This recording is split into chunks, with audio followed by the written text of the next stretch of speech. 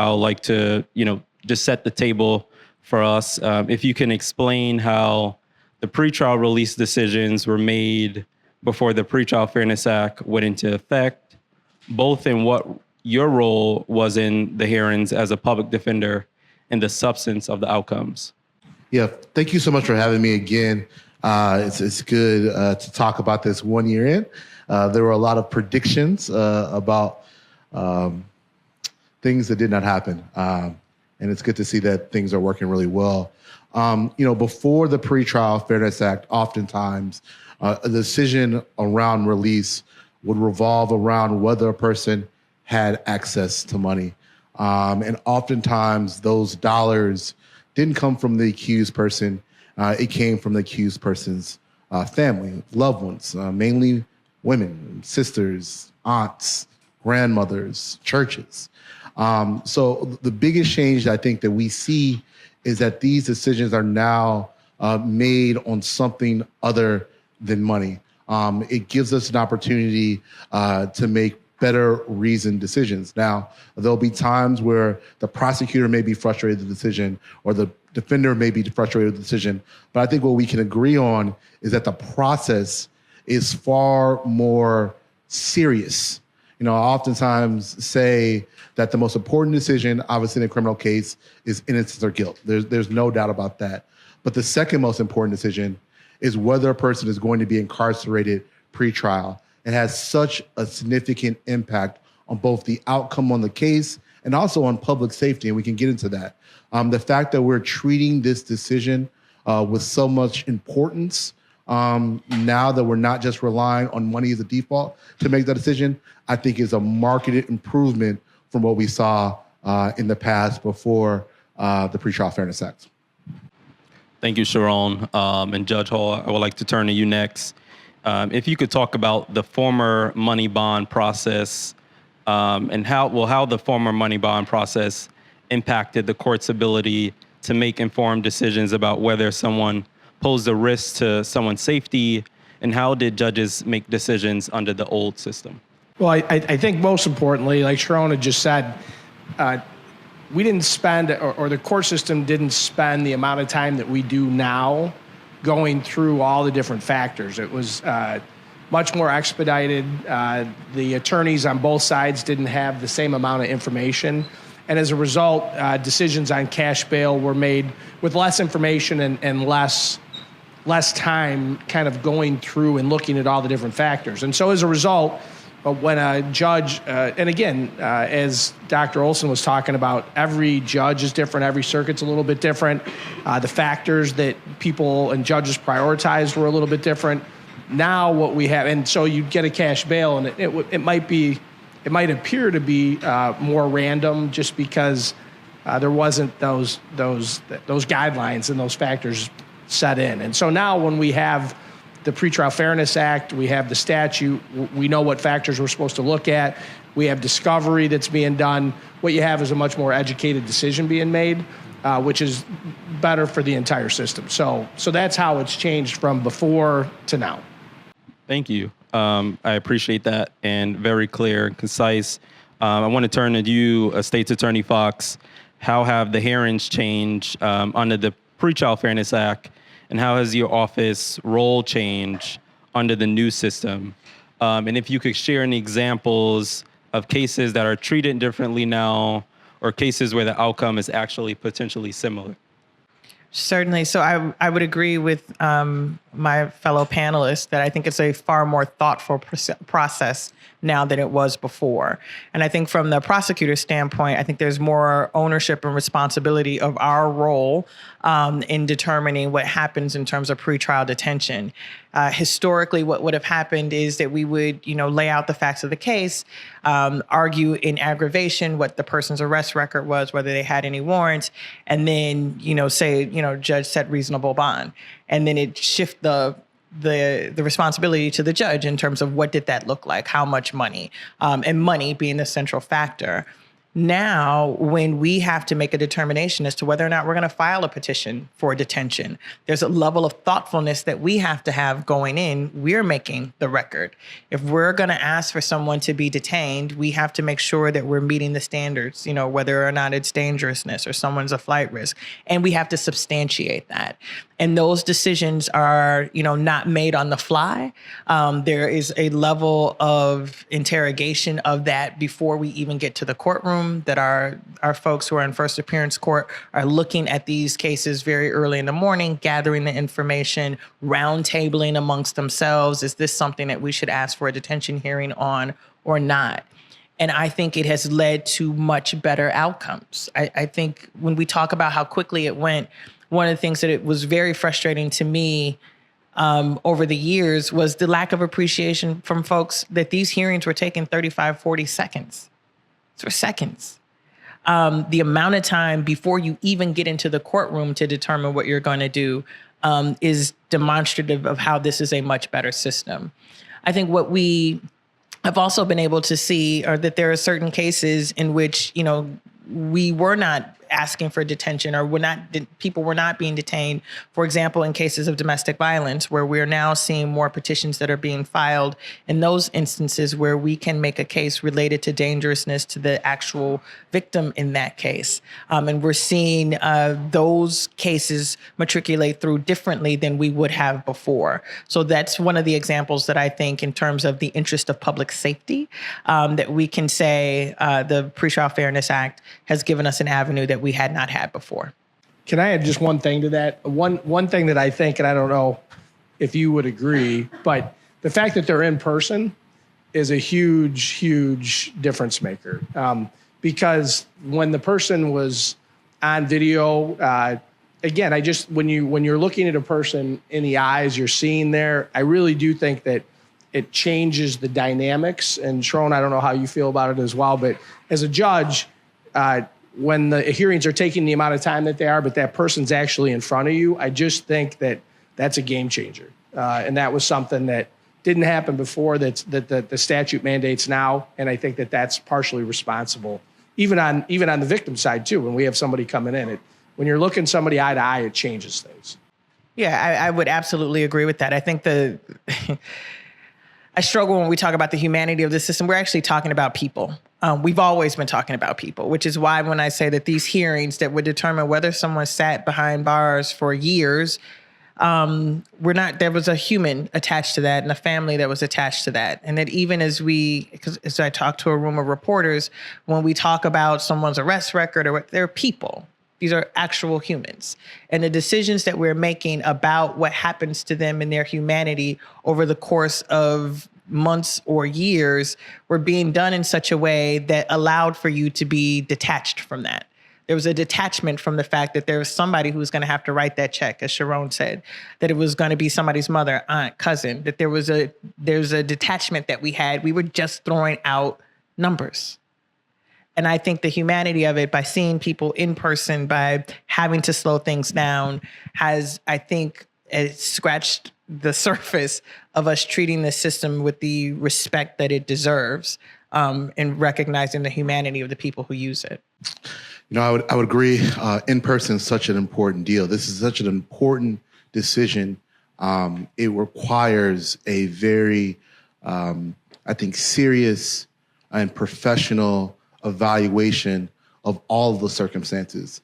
When I started in this work before, when I was an advocate, 2016 or 2017, there was a study done that found that the average, we called it then bond hearing, took 37 seconds on average, right? This is one of the most important decisions that can be made. And importance, whether you're talking about an accused person, whether you're talking about a member of the law enforcement community, whether you're talking about the member of the greater community, we all agree that this is an incredibly important decision.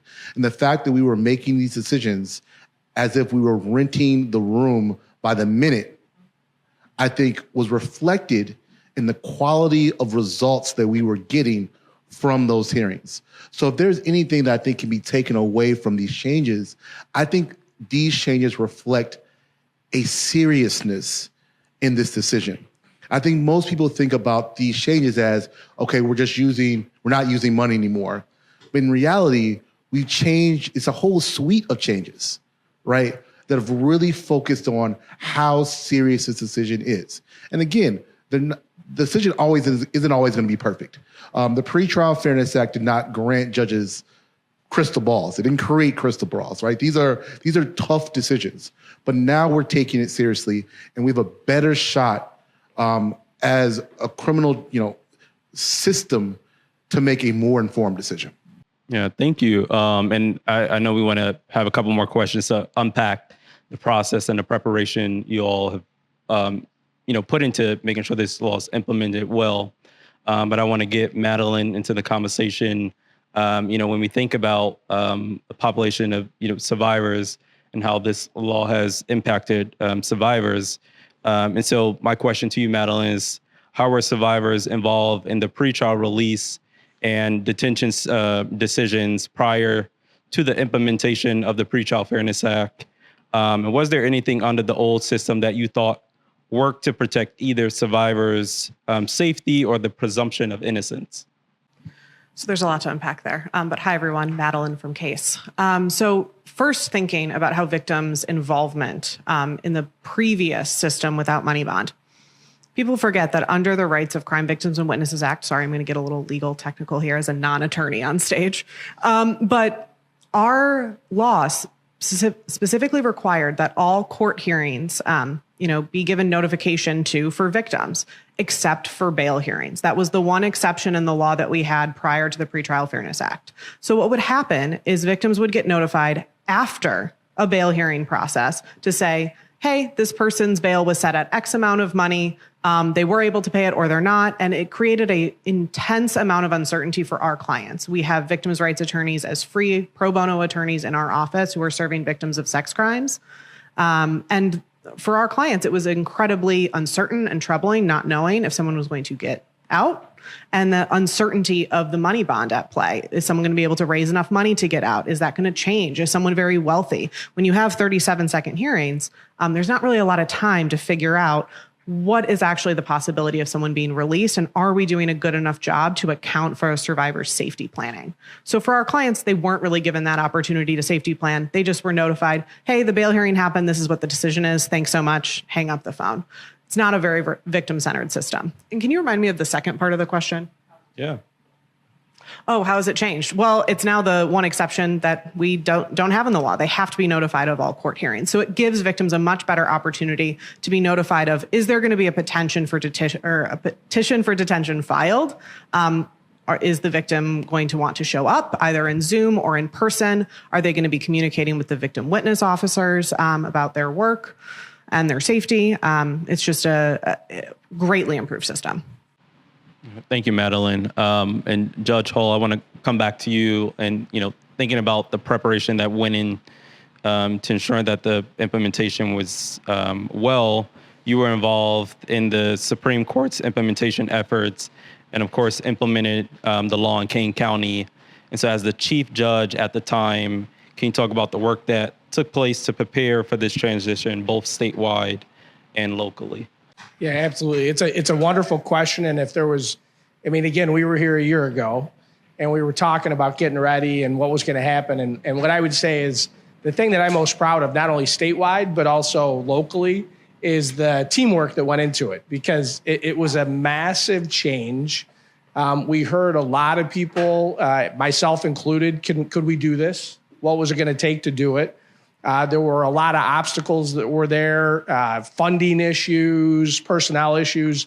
And I think it's a fantastic example of what can happen when people work together towards a common goal. And so that's not to say that we all sat up here and agreed. We didn't all sit up here and agree. Even judges or prosecutors, rural, central, urban, we all had different issues. But what we did do is work together to try to figure out how to make this work. And so when I look as the former chief judge of Kane County, but also, on the conference chief judges committee, the thing I'm most proud of, and I think I'm seeing you guys nod as well, it was a collective effort of everybody trying to work together to make it happen. And it happened. And that's not to say right now, I think that they would agree. It's not perfect. 100% it's not perfect, but the system's in place for a year. It's been working, and now there are things that we can look that we need to work with our legislators to maybe tweak this or tweak that. But overall, it was a team effort. It continues to be a team effort. And the most important thing is that we all have faith and confidence in one another. And that's what I've seen. I mean, from law enforcement to public defender to victims advocates to jails to community groups, it was the willingness to continue with the conversation, which I just am extremely proud of as part of the system. You know, I just retired after 32 years. I was a first assistant at the Kane County State's Attorney's Office. When I look back at my 32-year career, I don't know if I can remember anything else that was as rewarding as this, as hard as it was, just because so many people came together to make it happen. And it's going to continue to go that way. I mean, we still have work to do, but I don't know how you guys feel about it, but it's just something I'm really, really proud of. And it goes back to teamwork and working together, even though we all have different interests within the criminal justice system. Thank you. Collaboration is definitely important. And I want to ask a similar question to you, State's Attorney Foxx. How has your office prepared for the implementation of the Pretrial Fairness Act?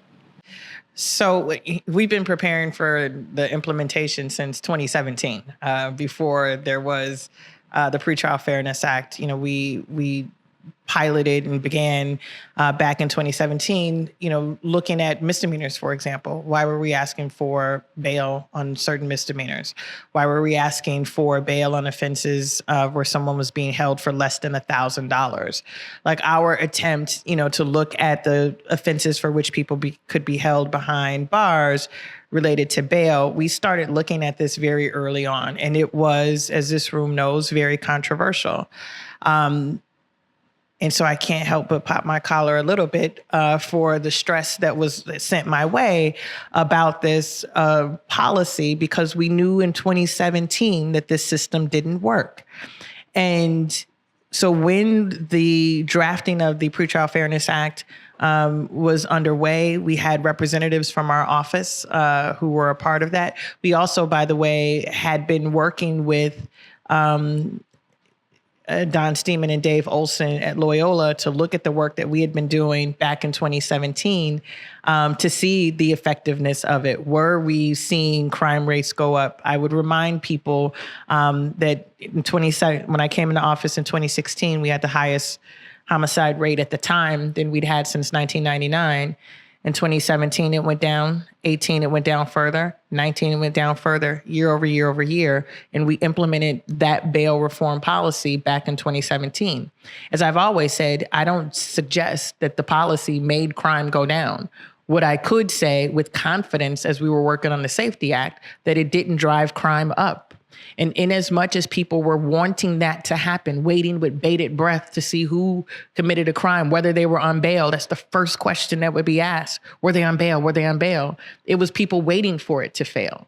So by the time the Safety Act came and we had our team working hand in hand with the Coalition to End Money Bond, working hand in hand with the Legislative Black Caucus, working hand in hand with the Public Defender's Office, we were at the table.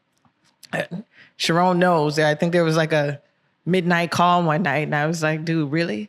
Because they were trying to get it past the line. But that's how collaborative it was, is that we were talking about it early on. So we were prepared leading up to it. And in the 2 years that we had, or a year and a half from implementation, was it was tied up in litigation where other states' attorneys across the state were trying to hold it up. We were working with our judges. We were working with our public defenders. We were working with victim advocates. We were workshopping on a regular basis. We were, again, how are we going to look at these cases? What was the process of notification?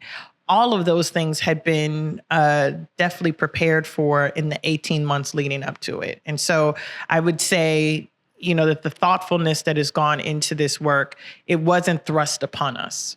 We were partners in this from the very beginning.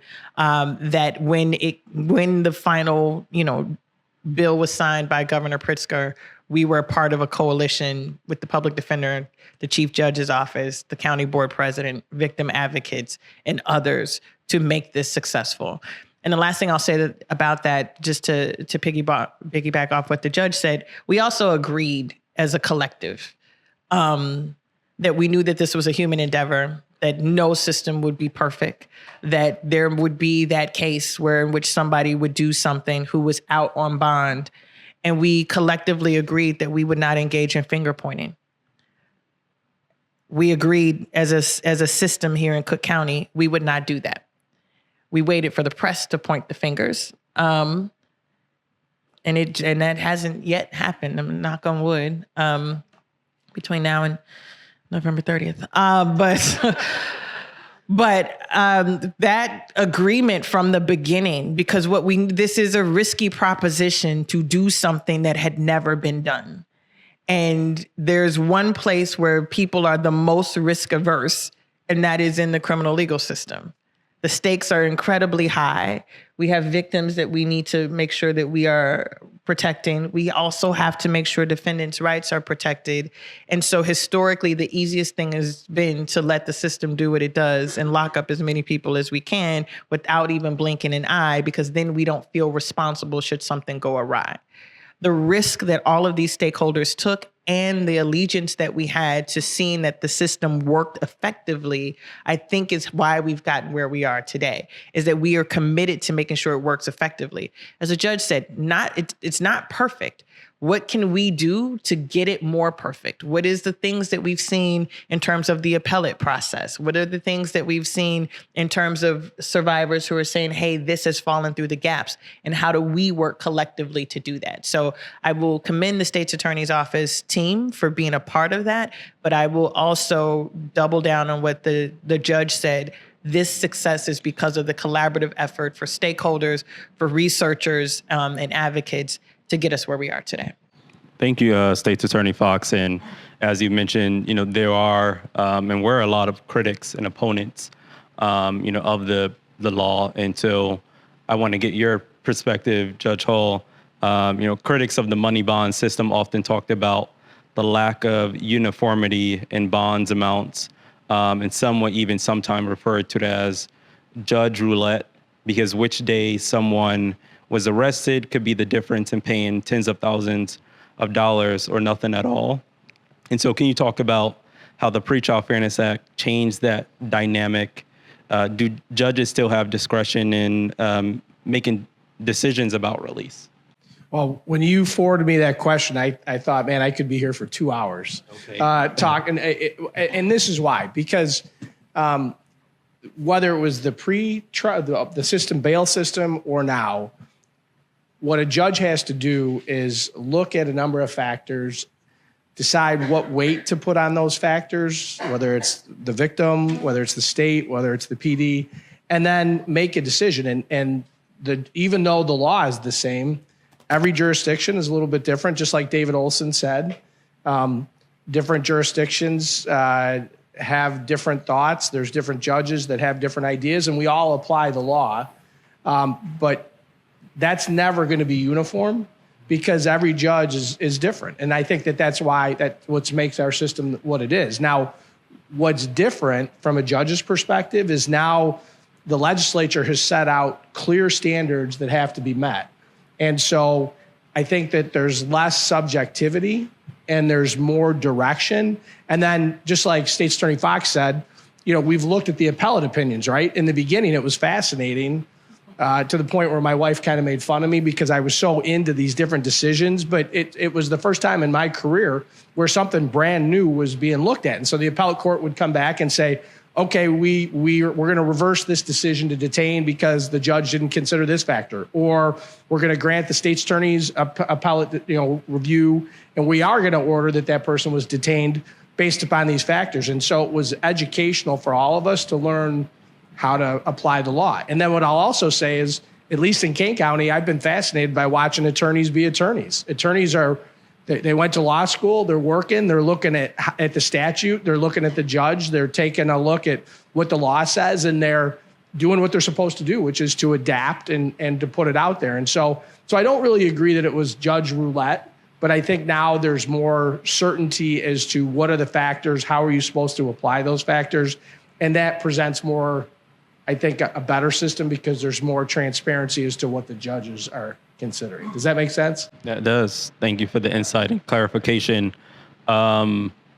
So we also know that every year, and under the old system, that over $100 million was spent paying money bonds to secure pretrial release for people, often not by the accused person themselves, but often the loved ones. And I know, Sharone, you talked a little bit about this, and I wonder if you could expand and talk about the financial impact of ending money bond for both families and the larger communities. Yeah. Oftentimes when we think about, pretrial and bail reform and public safety, we think about, well, the only measure essentially is, do we put dangerous people in jail? Do we make sure they stay away from society? And certainly that is something that people talk about and think about a lot. What I think people don't think about is really the violence and public safety risks the old system put together. And let me describe it like this. Someone would get arrested. There would be a bond amount put up, $1,000, $5,000, $10,000, $20,000. That person would go to their family members. They'd call everybody they know in their phone. That person, family member, would then clean out their bank account, bankrupt themselves. I've had personal conversations where people have had made decisions, pay their rent or pay my loved one's freedom. That creates serious damage in those families. Whether we're talking about economic damage, whether we're talking about psychological damage, it creates real issues. What we also saw is a lot of times those people were able to get the money. Let's say they got the money after 5 days, 7 days, 9 days, 10 days. Well, they're out, right? Is that the end of the story? Well, no. Anything that person had going on, they had a job, they lost it. If they were in school, they were out, right? If they were getting benefits, they didn't get those benefits anymore. Those things increase the criminogenic factors that bring people into the system. So when we think about public safety, we certainly should be thinking about who's in jail and who's not in jail, but we also have to think about how did the old system damage public safety? And I would argue, and I think the data suggests, that the money bond system actually made us less safe. Not that the change to money bond system has not increased crime, but the old system actually encouraged people to make decisions that we as community members don't love, right? That we don't like. So I think that's something to think about when it comes to public safety. I think the second thing is, well, I'll stop there. Thank you. Matt, I actually have a question for you. I had one small thing to add. I completely want to uplift what Sharone shared, but it's also really important to remember in the context of domestic violence, while my office focuses on sex crimes, I did want to kind of uplift that for a lot of domestic violence survivors, they were encouraged, motivated, forced to have to pay their perpetrator's bond. It's an incredibly common circumstance from talking with DV advocates of survivors having to navigate that and trying to make a decision about, am I actually going to be safe if this person is released? Is it better for my economic and kind of family household needs if this person is released? Thinking about childcare, a person's paycheck, and then potentially being forced to pay their bond. These are kind of circumstances that survivors were having to navigate under our old system. Yeah. Well, thank you, Madeleine. I think that sort of segue us perfectly into the next question. So I would like to have you expand. You talked a little bit about it in the first question. If you could talk about how advocates against sexual and domestic violence inform the provisions of the Pretrial Fairness Act. And then how do you think this law and then the new system is assisting cases, clients, and what other changes do you think need to be made to ensure that those survivors are being empowered by the legal criminal process rather than further victimizing or traumatizing them? Yeah, so there's a few different areas that our advocacy community really focused on. The first was victim notification of all court proceedings, including that initial appearance hearing and that detention hearing. That is something that we didn't have before because bail hearings were exempt from that list of court proceedings that victims had to be notified on. The second portion of the notification was making sure that prosecutors were required to notify victims of their opportunity to get a protective order. That could be an order of protection for domestic violence victims. That could be a different type of protective order for sexual assault survivors and another type of protective order for victims of stalking. So we made that very clear. They've always had an opportunity to get a protective order, but a lot of survivors didn't know about it. So it was an opportunity for prosecutors to have to explain to victims, you have an opportunity to get this protective order if you think it would be useful and helpful for your safety, and we can help you do that at any of these hearings and any future hearings related to this case. So it was victim notification around all of those different hearings and around the protective orders. The other changes that were made were allowing victims to participate in risk assessment interviews. That's something that was previously prohibited under the previous system with the Pretrial Fairness Act. Risk assessments absolutely have their problems. I'm not here to deny that. There's a lot of racist undertones and implications in using some risk assessments. The reality is, though, victims should be able to consult and provide an opportunity to share with victim witness staff about what safety looks like for them, and the risk assessment could be part of that process as if a victim chooses to participate. Thank you, Madeleine. Judge Hall, I want to come to you. Sharone just not too long ago painted a picture of a stark reality of how the old money bond system impacted families. My question is, what role do you see conditions of pretrial release playing now that money is off the table as the main condition? And, how are GPS or electronic monitoring being used? Or what about community-based treatment as other supportive services for people who may have mental health or substance use needs? Okay. Well, I think what we've seen. So one of the things that we thought would happen, or one of the things that I guess we were concerned with, was that the default, like State Attorney Foxx had said, you want the system tends to err on the side of making sure that somebody doesn't commit a new crime. And so one of the things that I guess we thought was, as a default, if a judge couldn't incarcerate somebody, they would put them on EHM. But there was a lot of training prior to say, hey, that is not necessarily the way to go. And so EHM in Kane County did increase a little bit, but not dramatically. And it was only done so when it was appropriate. And in the sexual assault types of cases where we were worried about the victim, if someone was going to be released, that's when we tended to go to GPS or EHM.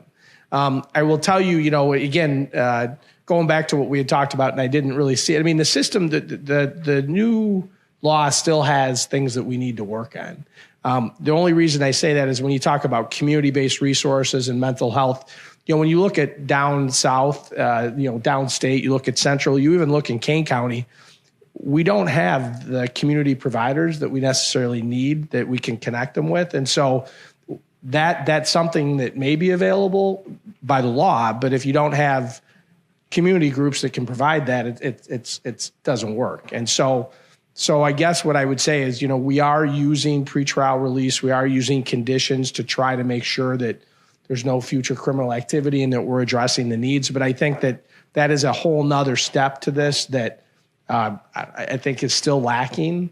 And it's not because there's not a will, it's funding and other things. And I'm going to pivot a little bit on you just when you talked about, another thing that when people no longer have to post bail, one of the things that the system relied upon was using 10% of that money to fund the criminal justice system. And there's been a lot of talks about that.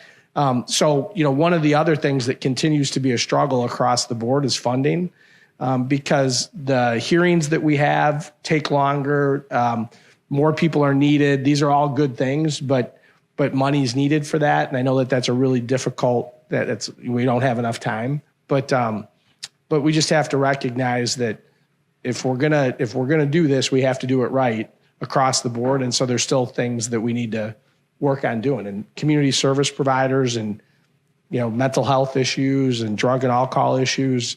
The court services departments are doing a great job, but they need help as well, especially on the mental health side. Thank you, Judge. And before we get to the work that remains, I do want to stay on topic with the public safety aspect. And State's Attorney Foxx, you talked a little bit about this and the perceptions and the narratives that went around. Opponents of the Pretrial Fairness Act claimed that the purge would happen when we eliminated money bond, but obviously that didn't happen. And in fact, over instances, like you mentioned, State's Attorney, that violent crime are actually down this year compared to the year before. And some proponents, former opponents, have acknowledged that the new system is working quite well. And so I'm wondering if you, State's Attorney Foxx, could talk about why so many of your colleagues who talk about wanting safe communities were committed to the money bond system. So I had the question in advance, and I worked it through.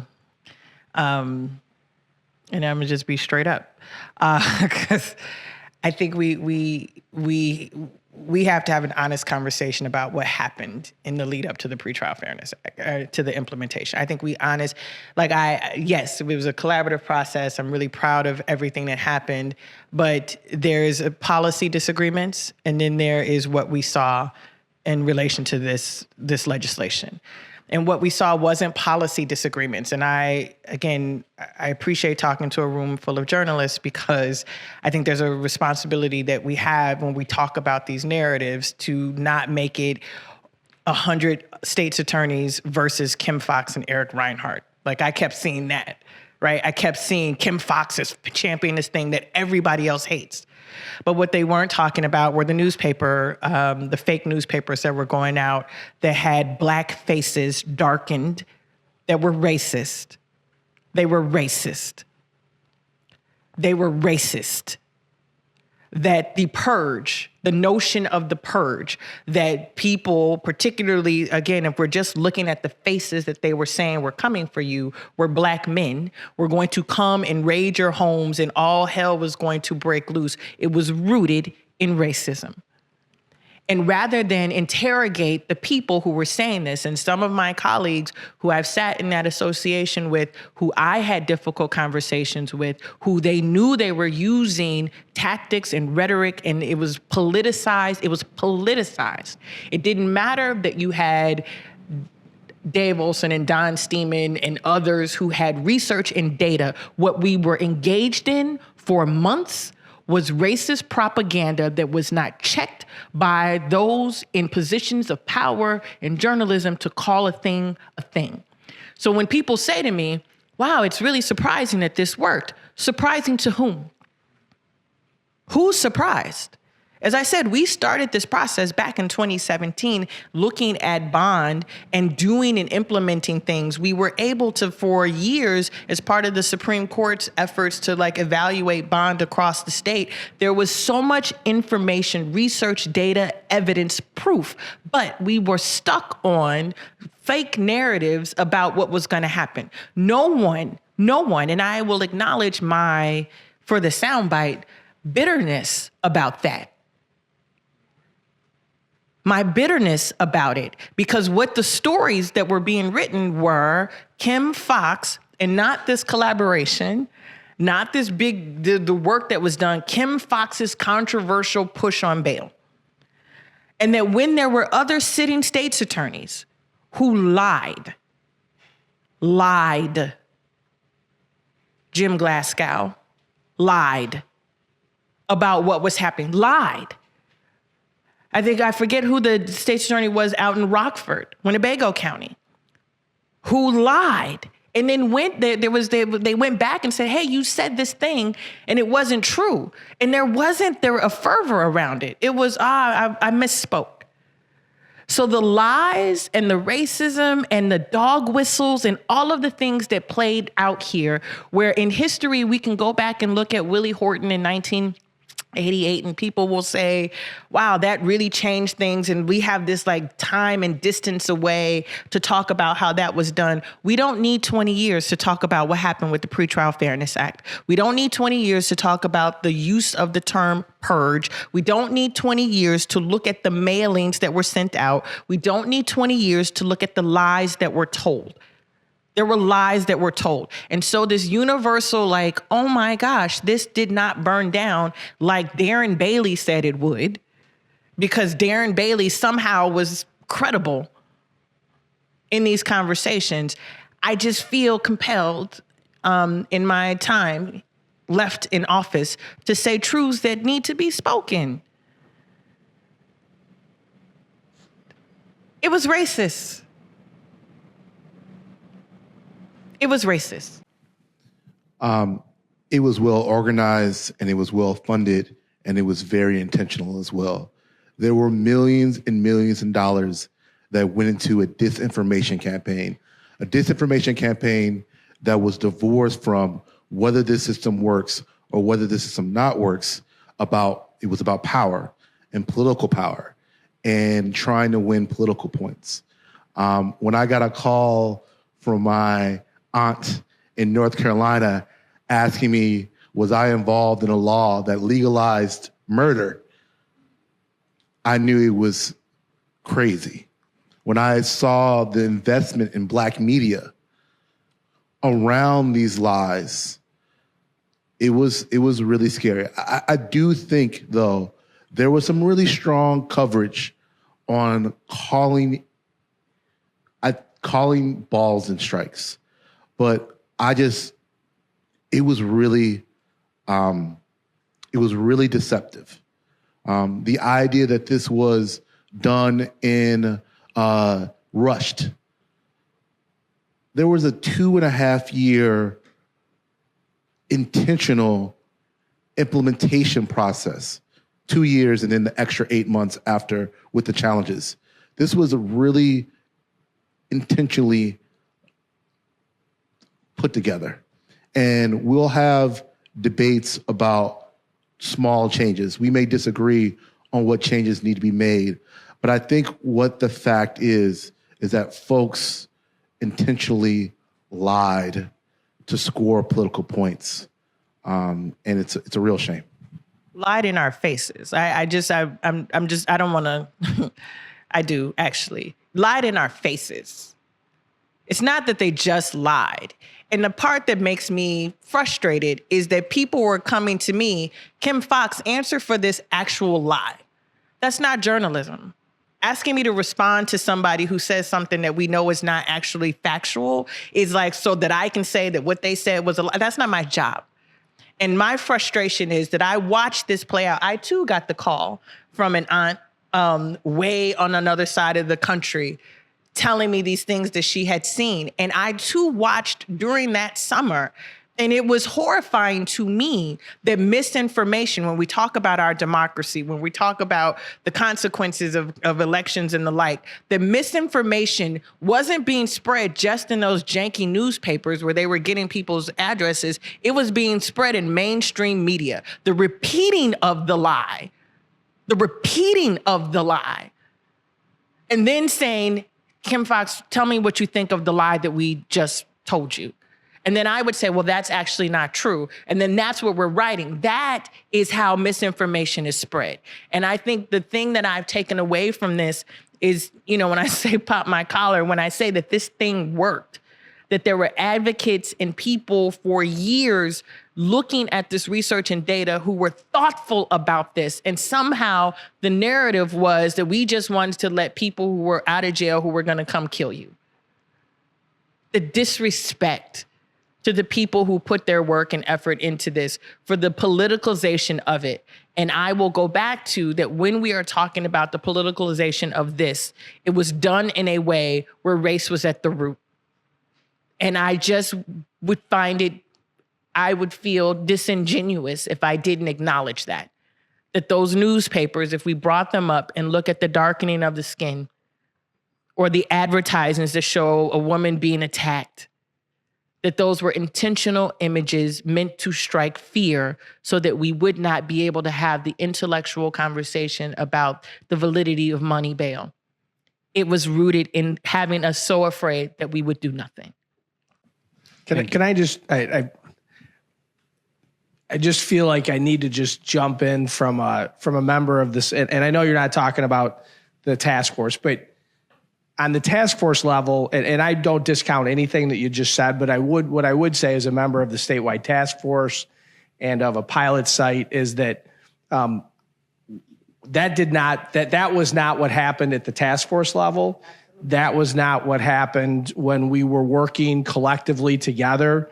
And so by no means do I mean to discount anything that was said, but what I do think is important to note is, as a member of that committee, whatever was going on outside, and there was a lot obviously going on outside that we weren't a part of, that committee's goal was to sit there.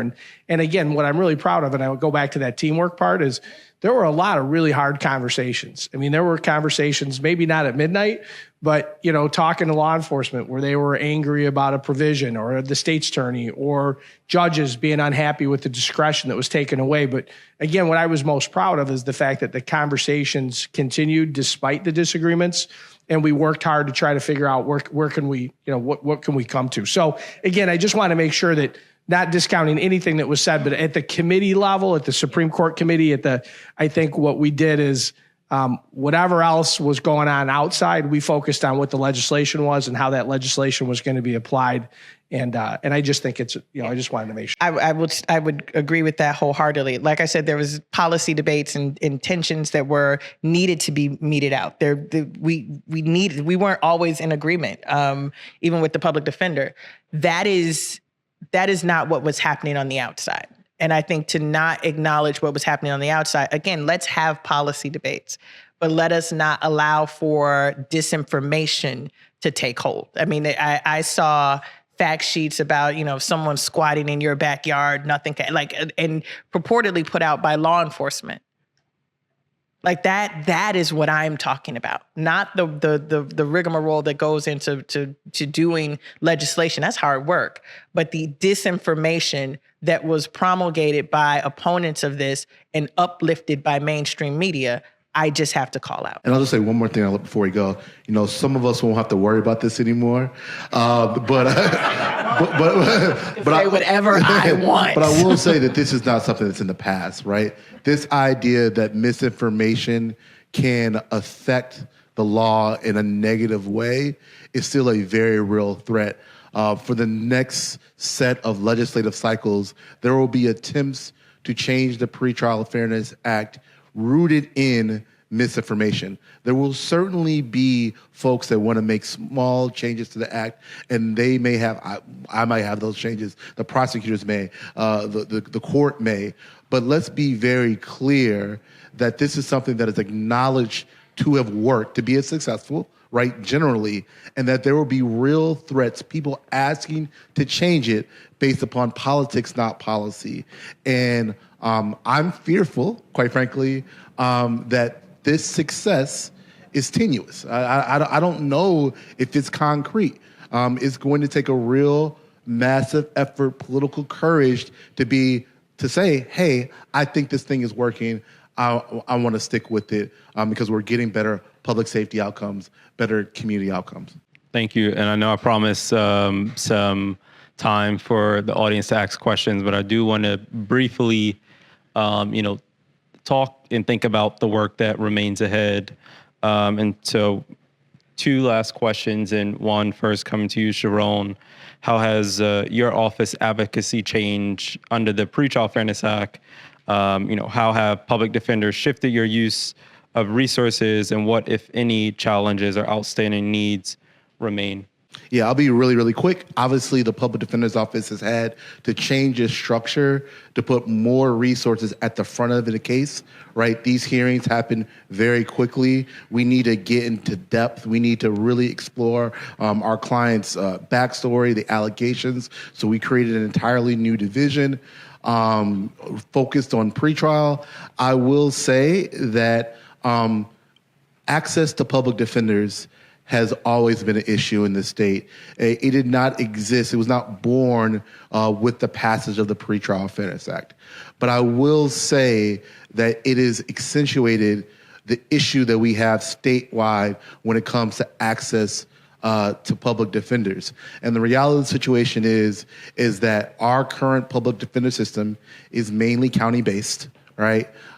We rely on counties to do the majority of funding, the vast majority of funding for public defenders. And the state needs to kick in resources to ensure that people have access to counsel. All of these changes we make in criminal justice reform are very important.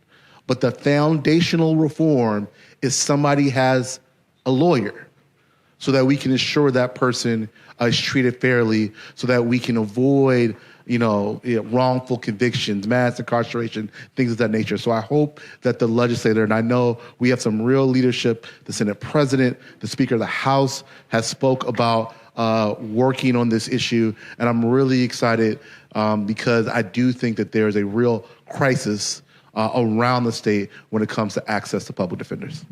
Thank you, Sharone. Madeleine, and briefly, now that the law has been in effect for a year, what have we learned, and are there further changes needed, or is it, working as intended?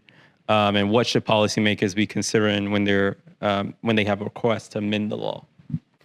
So in terms of implementation right now, I think the biggest thing our community is really looking for is making sure that we have the training and the staffing to make sure that those notifications are done and they are done well, and victims have a genuine opportunity to share with a victim witness staffer, what does safety look like for them? Would it be helpful for this person to be detained or not relative to their safety? And really trying to have that conversation. I think we're getting there, but there's still more work to be done. It's just an acknowledgement of where we are. The biggest thing, though, in terms of kind of future work is really reflecting on kind of the audience here today. There was some really great reporting that was done, I think, down in McLean County, where reporters had really done a great job of, frankly, assessing all of these different points of intervention that the system could have done with respect to a domestic violence homicide case. And the thing I keep coming back to is there's been a lot of state's attorneys who say, like, we need the ability to lock people up, in all the ways that you hear, speaking exactly to the misinformation that State Attorney Foxx and Sharone outlined. But to be really clear, the thing I always come back to when I see those kinds of comments are prosecutors actually using the tools that are available to them? Are they making the arguments that they need to make for dangerousness, risk of flight? Are they actually making that argument? Are they making those written findings? Are they trying to actually put that into the narrative? Or are they simply saying this person has been charged with criminal sexual assault, therefore they're a risk to public safety? That's not going to hold up on appeal. And we've seen that in some of these cases. So are we making the arguments? Are you actually consulting with the victim? Are you filing petitions to detain, or are you not, based on what evidence you're gathering? Are you charging cases correctly? I've seen a few different instances where there's opportunities to file for violations of orders of protection, or a VOOP in kind of our world. And that is, to get a little technical, that is kind of the one charge that prosecutors are required to file a petition of detention for if the defendant has a prior case that they were out on release for, have an order of protection, and then they pick up a violation of order of protection for the victim in the previous case. Does that make sense? It's a little wonky how he drafted it, but the only place in the law where prosecutors have to file that petition for detention is related to that VOOP charge. So are you actually filing those charges? Because if you're not going to be filing a petition to detain. So every time I see these kinds of stories in the news of, frankly, a lot of domestic violence homicides and prosecutors saying, well, there's just nothing we could have done.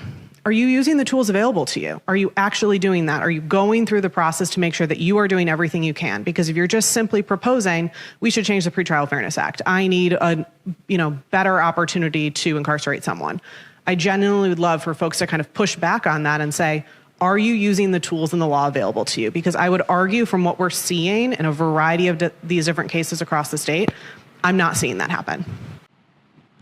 Thank you, Madeleine. Those are all my questions.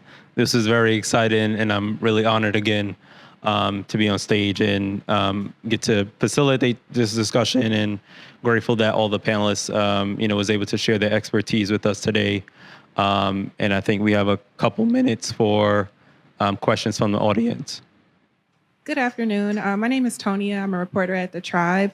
Judge Hull, you mentioned like some tweaks that you want to see at the like our state legislators to enact. So I was kind of wondering, what are you seeing or what are we missing? Well, one of the things that Dr. Olson talked about that was really surprising to me. So after I was finished as chief judge, I went back into a felony courtroom. And one of the things that I saw firsthand was the impact on failure to appears. A lot of people didn't appear. So, they were, it was a non-detainable. They were given notices to appear or summons. They failed to appear. Like we had said, we'd issue an FTA summons. They might come in, but we saw a significant amount of non-detainables where people weren't showing up. Now, in the past, the way that would be, you'd issue a warrant and a warrant would be, they'd get picked up and they'd be held. A lot of times they'd be held on an amount where then the issue was trying to just resolve the case through a plea, which isn't necessarily the way that we want to go about it. But what I saw personally was the impact of the failure to appears and the inability to, what I saw in my court call was a repeated failure to appear and really the inability to do anything about it. They'd get picked up, they'd get released, and then we'd go through the process again. I think that's a learning curve. I think we have to figure out, that's not to say that, they're not out, it wasn't that they went out and committed a new crime, but for the system inefficiencies people have to show up.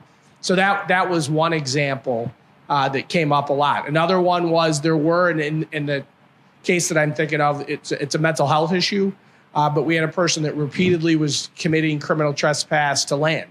And the police department and the community at large was really, everybody wanted to help this person, but it was a crime that was committed.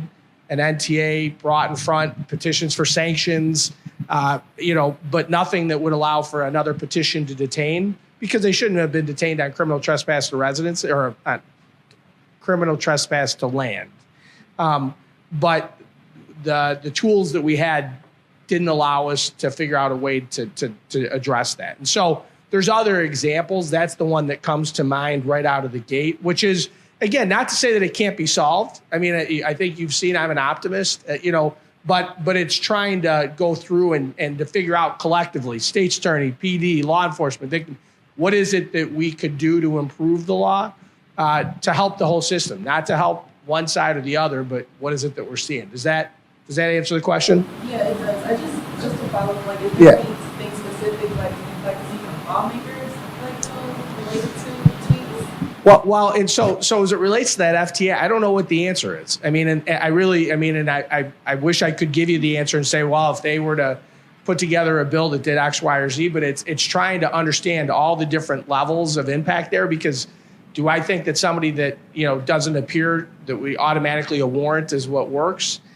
No, but then, collectively, how do we figure out, what do we do in that situation? Homelessness. We haven't talked about it, but if someone doesn't appear and they don't have an address, and we put them on, for instance, we've put them on court services, we put them on conditions, well, we get a report from court services that said they don't have an address, or their address is a homeless shelter.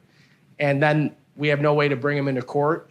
So I don't know what the answer is, but I'm convinced there is an answer. Not easy, but it's, again, sitting there and working together and say, what is the issue that we're trying to solve? And the only other thing that I would say about changes is, I think what we've seen, and I don't know how SA, Foxx, and what's interesting is the prosecutors and lawyers are lawyers. They're doing, what they figured out is petitions for sanctions is a way to try to get compliance without issuing a warrant and throwing somebody in jail. Petitions to revoke pretrial release based upon a commission of a non-detainable offense. That's something that, at least in Kane County, has been utilized. But going back to what SA Foxx had said, it's intentional by her office and every other state's attorney. So how is it that we are going to look at it? What are they going to do? And in Kane County, I thought it was utilized really, really well. And I just realized I've done to you. I didn't answer your question, but I said a lot. So I don't have any specific one. And I just want to add to that. I think one of the things that I was really excited to see is the Coalition for Pretrial Justice has spent a lot of time working on the Pretrial Success Act, right?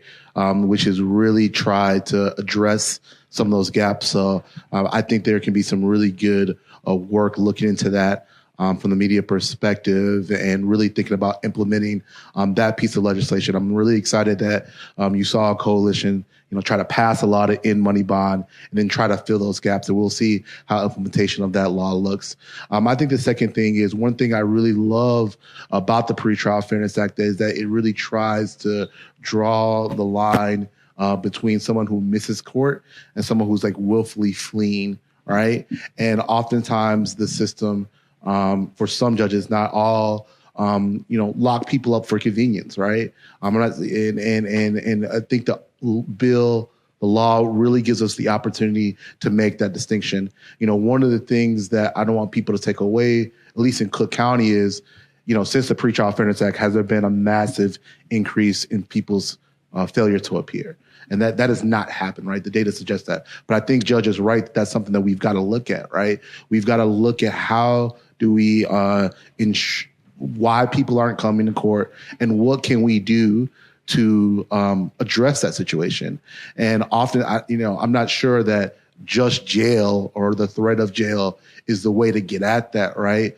Oftentimes when people are missing court, it's issues of poverty, transportation, timing. How can we be creative in the criminal legal system to ensure that people get their day in court? It's like a deeper question, and I really appreciate Judge Hull for bringing that up, because it's a real issue, especially for our everyday judges, everyday prosecutors, everyday defense attorneys that are trying to work on the administration of justice. It's a really big question for the justice system. How do we respond to this new world? Can I just give you one more example of something we need to work on? So I don't know, so one of the issues is if somebody does have a warrant that's issued and the statute dictates, okay, if it's this judge, it's in front of this judge, the person has to come back in front of this judge. And so one of the things that would happen is somebody would appear in front of me, and I found out that they got picked up on a warrant in another county, and there's a process that has to be followed before that person can get brought back. But all of a sudden I found out that somebody was in custody on what I would say is a relatively minor thing, but they've been held for 8 days because they were and in the old system, if there was a bond that was set, they could post that bail and they could get released. But because of the warrant and because there's no bond and they have to be brought out, that person may be in custody for 7 or 8 days. I don't think that was the intention of the law, but that's another one of those things that we got to work on and try to figure out what is it that we need to do. Because for me, when I found out that person got picked up in Effingham, but it took that amount of time to figure out whether, how this was all going to work. And so there's just things that we need to work on, and we will. But we need to identify them and then figure out what it is that we need to do to solve the problem. Actually, State's Attorney Foxx, could you weigh in on that as well from your perspective? Are there any additional changes? I know there's the Pretrial Success Act, but I know one of the concerns that some seemingly legitimate concerns that prosecutors, some I spoke with downstate had were what were detainable offenses, and I know there were subsequently some changes. Are there any additional offenses that you believe should be on that list in this year that you've had to observe? Not any that I'm in a position to share now. I think the beauty of having the year is to be able to look at the data. And again, we are different than Cook is an entity unto itself. And we're not the same as Kane or Effingham or others. And so I'm not in a position, it's too soon to have said, oh, we need to add. I think there's a reluctance I would have to add more until the data says that we need to add more. Have there been instances where we've seen someone that we could not hold because it was a non-detainable offense, and looking at that offense, it wasn't a violent act, but perhaps this is someone who has exhibited behaviors, or we have seen this person enough times to know that this person is problematic. Trying to craft the exception for that exception is how we've gotten so much bad legislation before. And I, again, would push back when we see those instances, because this is a new process that is imperfect, involving humans, that there are going to be things that pop up that surprise us. We had, a horrific case last week in the Blue Line murders where someone shot, 4 people as they were sleeping. And our instinct is to want to go back and be like, how did we get here? Right. And the first thing that folks sitting over there will want to do is, was this person out on bond? What was happening? Right. Before getting to, okay, we've now seen that this person has a record and it's like multiple felons. And it's like, well, let's look at them. And sometimes it's some folks who have low-level nonviolent offenses that do things that shock the conscious that you could never predict for. And then what ends up happening when something like that happens, we want to legislate for the thing that we couldn't predict for before and create bad legislation. And so what I'm suggesting to you is that, yes, there have been instances that we have seen in cases where we believe that this person should have been detained if we had the ability to ask for a detention, that they were on a non-detainable offense. Those are fewer and far between. And again, what are the specific instances of that? Is that replicated in other places that we've not seen? Is it an anomaly? I think the notion that we rush to change legislation based off of statistical anomalies versus what the data is telling us, and perhaps it's still too early. A year is still relatively early for us to be doing that. But I would caution my successor to do their due diligence and look at the data and not move by headlines and not move by self-preservation and say, in order for someone to say we didn't do something wrong, let's propose something else. We can't afford to do that. So I don't have anything specific for you right now. There have been challenges, certainly within our office, but things that I think we've been able to work through. I know this is very much intended for State Attorney Foxx, but I just want to chime in. From the victim advocacy and victim rights attorneys' perspective, we really appreciate actually that the detention net is limited, because we want there to be more focus from prosecutors and judges in particular on specific types of cases. The more that we enhance this net, we are limiting the amount of time that we can spend on offenses and crimes of violence that we want them to be spending time on. Domestic violence, sex crimes, human trafficking, gun offenses, things of that nature. We really want to keep that net tightened in a way so we can have the judicial economy we need to actually create public safety, rather than, exactly as State Attorney Foxx said, using an anomaly and kind of a headline to create and expand a net that then becomes untenable. And then we're working with the system that we had before, where everyone's going through the same bail hearing process, rather than kind of diverging them into two systems based on kind of public safety or risk of flight. We are really appreciative of kind of the limited nature of the detention net and very much want to keep it limited to make sure that the focus remains where it needs to be on public safety and crimes of violence.